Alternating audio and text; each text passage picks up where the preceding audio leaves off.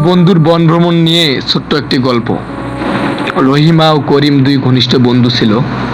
তারা একদিন ঠিক করলো জঙ্গলে ঘুরতে যাবে। দুজন মিলে কথা বলে দিন তারিখ ঠিক করলো। তো এক সময় তারা জঙ্গলের উদ্দেশ্যে চলে গেল। তারা মিলে জঙ্গলে হাঁটতে লাগলো। সবকিছু খুব সুন্দর লাগছিল। গাছ, পাখি, বাতাস সবকিছু তাদের মন কেড়ে নিয়েছিল।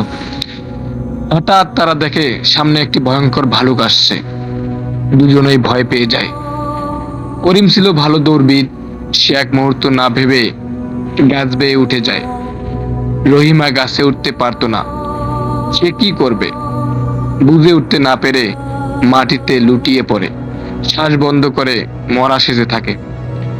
ভালুক এসে রহিমার গা ঘেঁষে শুকে দেখে।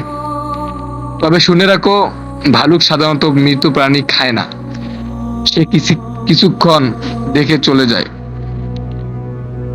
ভালুক চলে যাওয়ার পর করিম গাছ থেকে নেমে এসে হাসতে হাসতে জিজ্ঞেস করলো, বান্ধবী, ভালুকটা তো তোমার কানে কিছু বলছিল। কি বললো শুনি? রহিমা মুচকি এসে বলল, বলেছে যেসব বন্ধু বিপদে ফেলে পালিয়ে যায় তাদেরকে কখনো বন্ধু ভাবতে নেই। তখন করিম লজ্জায় চুপ করে গেল। আসলে বিপদের সময় যে বন্ধু আপনাকে ছেড়ে যাবে তাদেরকে কখনো সত্যি বন্ধু ভাবতে নেই। তো বন্ধুরা, এটা ছিল একটি শিক্ষণীয় গল্প।